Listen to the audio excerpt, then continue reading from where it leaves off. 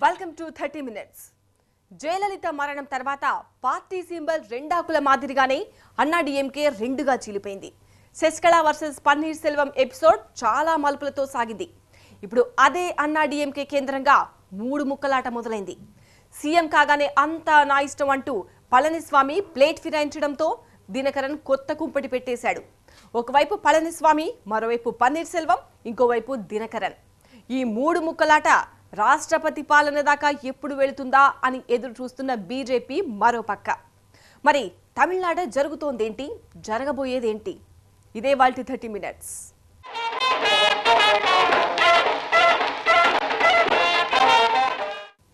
దశాబ్దాల పాటు అన్నా డీఎంకేను కన్ను సైగతో నడిపించింది జయలలిత. ఇప్పుడు అమ్మలేదు, ఏక వ్యక్తి నాయకత్వం లేదు.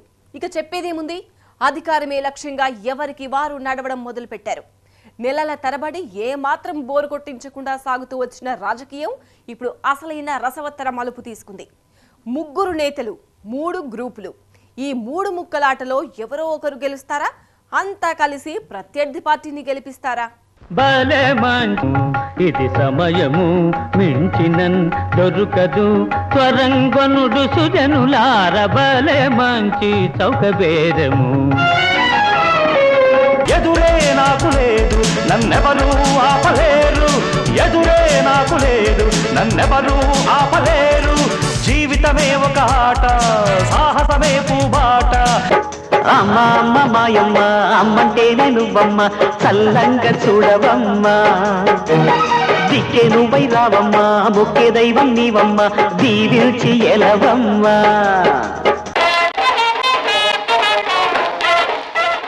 ఇది విషయం. నిన్నటిదాకా రెండాకుల గుర్తుకు పోటీగా అన్నా డీఎంకే రెండుగా చీలింది. చివరకు ఆ రెండాకుల గుర్తును ఎలక్షన్ కమిషన్ హోల్డ్లో పెట్టడంతో అన్నా డీఎంకేలో గ్రూప్ పాలిటిక్స్ మరింత ముదిరాయి. రెండు గ్రూప్స్ కాస్త మూడుగా మారడంతో మూడు ముక్కలాట మొదలైంది.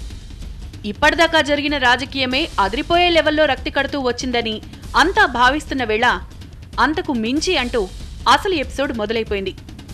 జరుగుతోన్న పరిణామాలను అటు బీజేపీ, ఇటు డీఎంకే జాగ్రత్తగా గమనిస్తున్నాయి. తమ పావు కదపడానికి సరైన టైం ఎప్పుడొస్తుందా అని ఎదురు చూస్తున్నాయి. ఇక రజనీకాంత్ కేంద్రంగా నడవాల్సిన హైడ్రామా నడుస్తూనే ఉంది. వీటన్నింటి మధ్య ఈ మూడు ముక్కలాటలో విజేతగా నిలిచేదెవరన్న ప్రశ్న తన పరిధిని వేగంగా పెంచుకుంటోంది.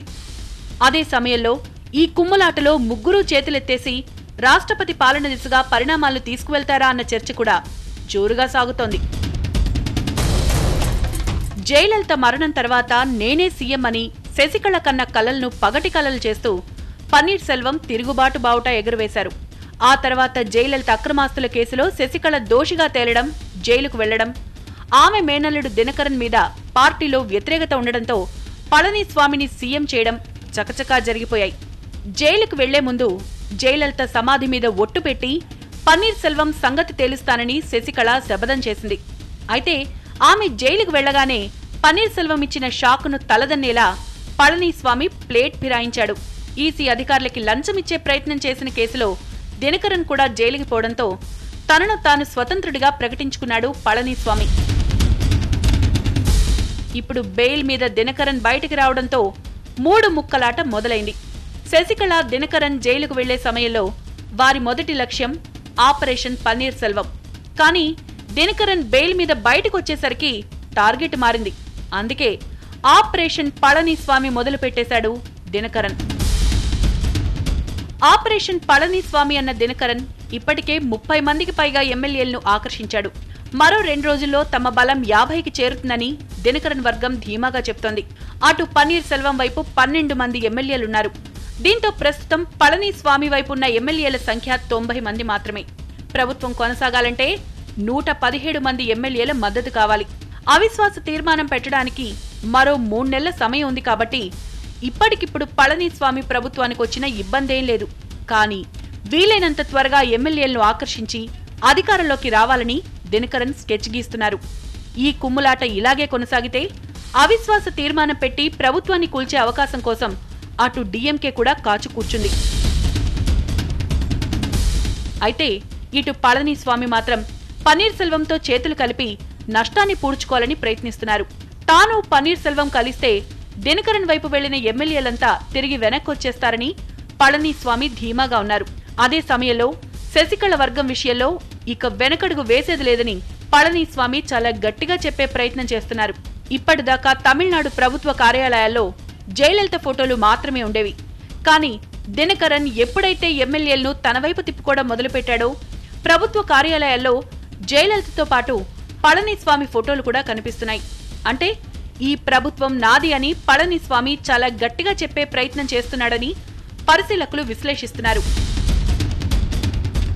ఇటు దినకరన్ అటు పళనిస్వామి ఎవరి ఎత్తులకు వాళ్లు పదును పెడుతోన్న వేళ పన్నీర్ సెల్వం అత్యంత వ్యూహాత్మకంగా పావులు కదుపుతున్నారు. పార్టీ కార్యకర్తల మద్దతు నుంచి ప్రజల్లో సానుకూలత వరకు అనేక కోణాల్లో పన్నీర్ సెల్వం తన బలం చాటుకుంటున్నారు. పళనిస్వామితో కలిసేందుకు అభ్యంతరం లేదంటూనే పార్టీలో ప్రభుత్వంలో తనదే పైచేయి కావాలని పన్నీర్ తేల్చి చెప్తున్నారు. అదే సమయంలో దినకరన్ను పార్టీ నుంచి బహిష్కరిస్తే తప్ప తాను కలిసేది లేదని పళనిస్వామితో స్పష్టం చేస్తున్నారు. ఈ షరతు పెట్టడం వెనుక పన్నీర్ సెల్వం వ్యూహం చాలా పెద్దదని పరిశీలకులు విశ్లేషిస్తున్నారు. అయితే ఇప్పటిదాకా దినకరన్ను పార్టీ నుంచి బహిష్కరించే దిశగా పళనిస్వామి పావులు కదపలేకపోతున్నారు. మరోవైపు శశికళకు సన్నిహితురాలైన విజయశాంతి దినకరన్ వర్గానికి మద్దతు ప్రకటిస్తున్నారు. నేరుగా తమిళ రాజకీయాల్లోకి రాకపోయినా ఈ సంక్షోభ సమయంలో దినకరన్ వర్గానికి అండగా నిలుస్తున్నారు. ఆమె రాజకీయ అనుభవం తమకు ఉపయోగపడుతుందని దినకరన్ వర్గం భావిస్తోంది. ఆర్కే నగర్ ఉప ఎన్నికలో కూడా విజయశాంతి దినకరన్ కోసం ప్రచారం చేశారు. ఇటు పళనిస్వామి పన్నీర్ సెల్వం మధ్య ఘర్షణ వాతావరణం లేకపోయినా లోపల ఎవరూ వెనక్కి తగ్గేది లేదంటున్నారు. అటు దినకరన్ కు ఇటు పళనిస్వామికి మధ్య వాతావరణం పూర్తిగా వేడెక్కింది. ఈ నేపథ్యంలో పళనిస్వామి ప్రభుత్వాన్ని కూల్చే ఛాన్స్ కోసం డీఎంకే ఎదురుచూస్తోంది. రాష్ట్రపతి పాలన పెట్టి తన వ్యూహాన్ని అమలు చేసే అవకాశం కోసం బీజేపీ ఎదురుచూస్తోందని పరిశీలకులు విశ్లేషిస్తున్నారు. వీటన్నింటి మధ్య ఎమ్మెల్యేలను ఆకర్షించడంలో దినకరన్ ఇకపై ఎంతవరకు విజయం సాధిస్తారు, ఎమ్మెల్యేలను కాపాడుకోవడంలో పళనిస్వామి ఎలాంటి ఎత్తులు వేస్తారన్నది ఆసక్తికరంగా మారింది. పన్నీర్ సెల్వం అంటే విధేయతకు వీరపరాకాష్ట. పన్నీర్ సెల్వం అంటే చెప్పింది చేయడం తప్ప సొంతంగా ఆలోచించలేని rare political piece. Panneer Selvam అంటే చెప్పినప్పుడల్లా సీఎం పదవికి ప్రమాణ స్వీకారం, రాజీనామా చేసే పొలిటికల్ రోబో. పన్నీర్ సెల్వం అంటే పొలిటికల్ జోక్ జోనర్. జయలలిత మరణం దాకా ఇదే పోస్టర్ను మెయింటైన్ చేసిన పన్నీర్ ఆ తర్వాత దేశమంతా నివ్వరపోయేలా యాక్షన్ ఎపిసోడ్కు తెరతీశారు. సీఎం కాలేకపోయినా ప్రజల్లో ఇమేజ్ పెంచుకున్నారు. అటు పళని సడన్ గా సీన్లోకి వచ్చి సీఎం అయిపోయారు. దినకరన్ కు చెక్ పెట్టే క్రమంలో వీరిద్దరూ కలుస్తారా? కలిసినా దినకరన్ కు చెక్ పెట్టగలరా? పన్నీర్ సెల్వం అంటే ఎవరు? విధేయతకు ఐఎస్ఐ బ్రాండ్. పన్నీర్ సెల్వం అంటే ఎవరు? పొలిటికల్ త్యాగరాజు.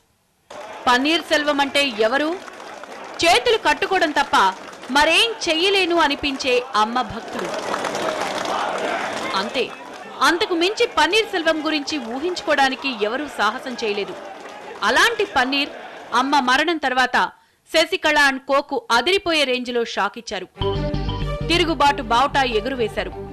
పార్టీ క్యాడర్ నుంచి తమిళనాడు ప్రజల దాకా తనకంటూ ఓ పాజిటివ్ వేవ్ క్రియేట్ చేసుకున్నారు.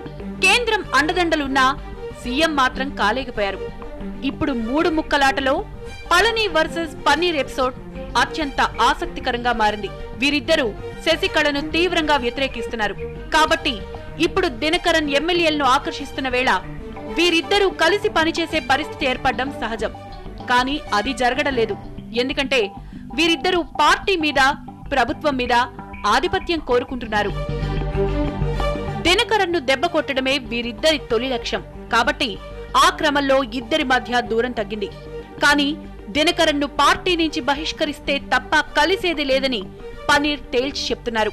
ప్రస్తుత తరుణంలో పన్నీర్ మద్దతుతో పాటు ఆయన వైపున్న 12 మంది ఎమ్మెల్యేలు కూడా పళనికి చాలా అవసరం.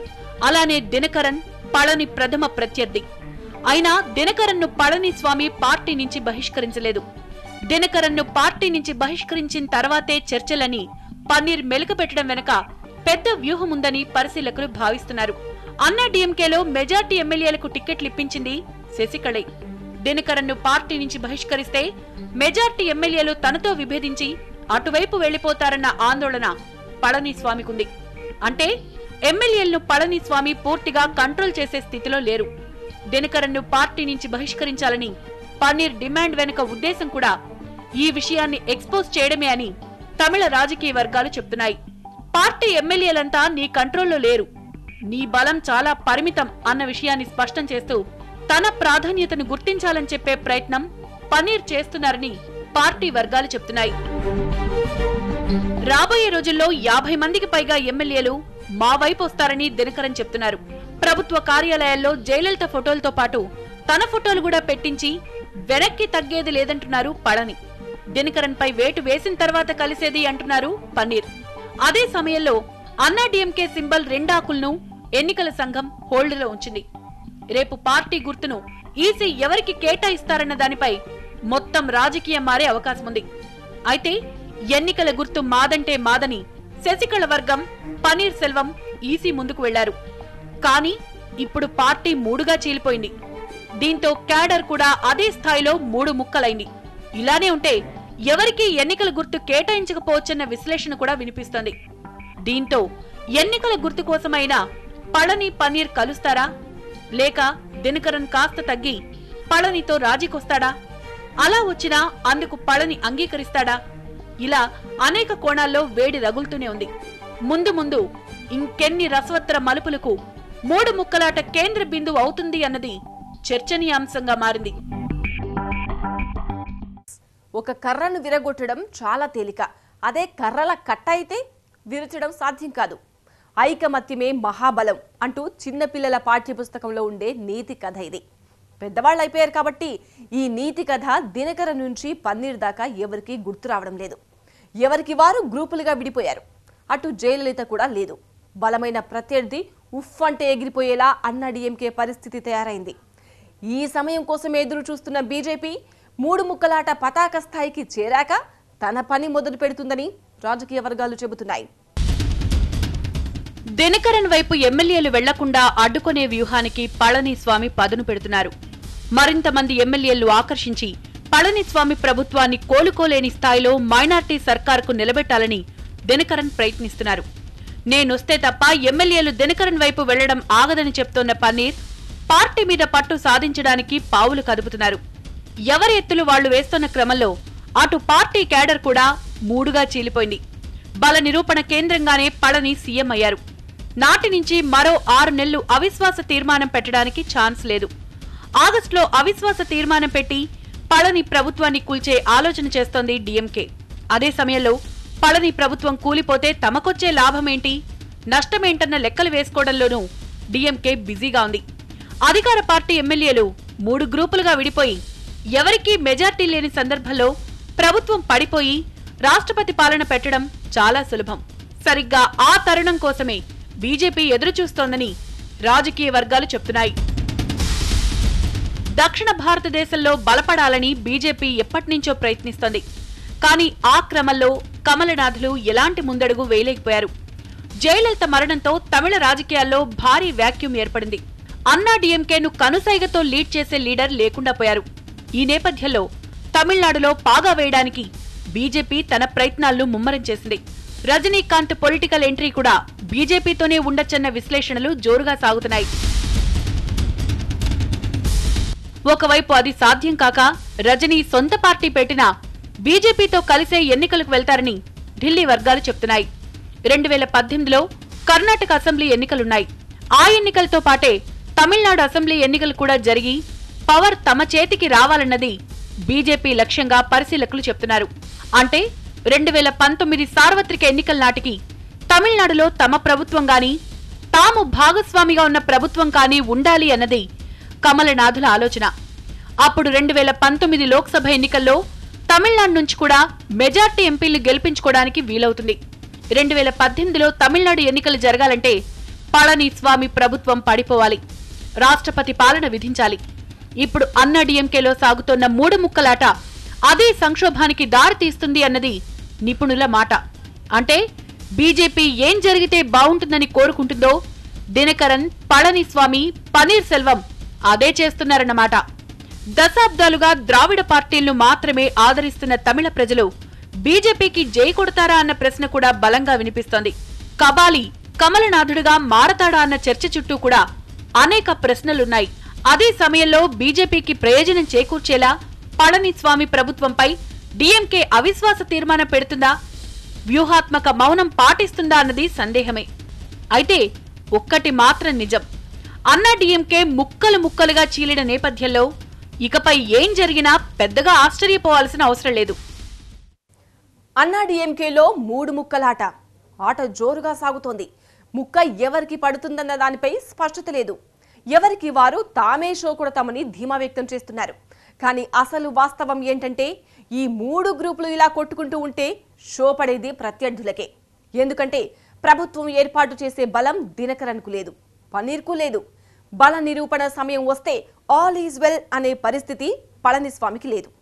అయినా ఆట సాగుతుంది. చివరకు ఏమవుతుందన్నది ఇకపై సాగే 3 ముక్కలాటే తేల్చాలి. ఇదే వాళ్ళ 30 minutes. చూస్తూనే ఉండండి TV9.